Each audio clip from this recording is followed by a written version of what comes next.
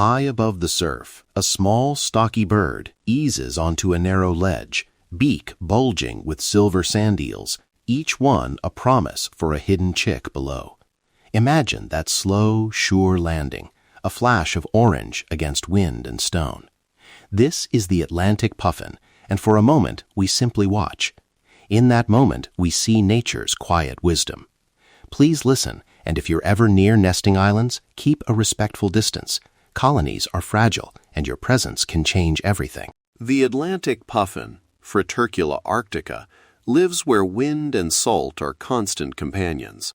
Rocky sea cliffs and offshore islands from Iceland to the Canadian Maritimes. Think of stone warmed briefly by sun, spray that smells of kelp, and the constant grammar of waves. Puffins claim the narrow edges and burrows there, coming ashore in sudden, busy waves during the breeding season. Life begins, quietly, underground. Puffins dig or inherit burrows, deep, dark rooms carved into soil or rock crevices. A typical clutch is a single egg. Partners share incubation, trading the night shift by turns, so someone is always watching the soft, warming curve of the egg. When that chick hatches, it is a round, downy bundle, small, dependent, and entirely entrusted to the rhythm of parental care. Picture a parent arriving at dusk, tiny beak open, the chick's first hurried peeps swallowed by the sea wind. Growing up at a cliffside is full of quiet hazards. Adults must make frequent trips to sea, sometimes hundreds of kilometers in a day, to find enough small fish. Storms can stall foraging. A day or two without food matters for a chick. Predators and gulls lurk. Many chicks do not reach fledging, but those who do learn a different kind of courage. The long, once-in-a-lifetime walk from burrow to the sea at night, and then the plunge into an unfamiliar world.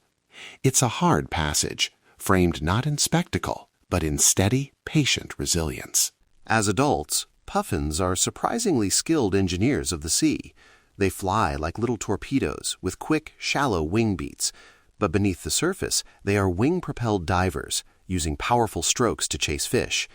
Their beaks are marvels of adaptation, ridged and angled so a puffin can hold multiple fish crosswise, bringing a full beak back to the burrow. Imagine the comic efficiency of that sight, one puffin arriving like a tiny fisherman with dinner balanced neatly across its bill. It's practical, and, if you allow a small smile, a bit charming.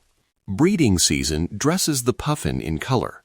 The bright orange beak and swollen facial plates read like an invitation, temporary, deliberate. Outside the breeding months, their colors fade, as if the bird tucks the carnival away until it's time again. Bill color and small facial signals play into courtship, gentle nudges with the bill, synchronized movement along ledges, and an honesty of display that says, "I will feed you, I will keep this nest." These are not ostentatious parades, but careful, practiced rituals that help pairs find and keep one another. On a busy colony cliff, you hear the choreography, coming and going, distant calls, the occasional clumsy takeoff. Nest spacing is often tight yet tolerant. Puffins tolerate neighbors, but keep enough secrecy so chicks can slip unseen to sea. Thousands of small decisions, who digs where, when to land, when to leave, create the slow order of the colony. It's choreography that balances cooperation and quiet competition, all pressed up against the ocean's mood. Humans encounter puffins in many ways, through respectful observation, through ill-timed landings, or through the stories we share online. Not all encounters are harmless.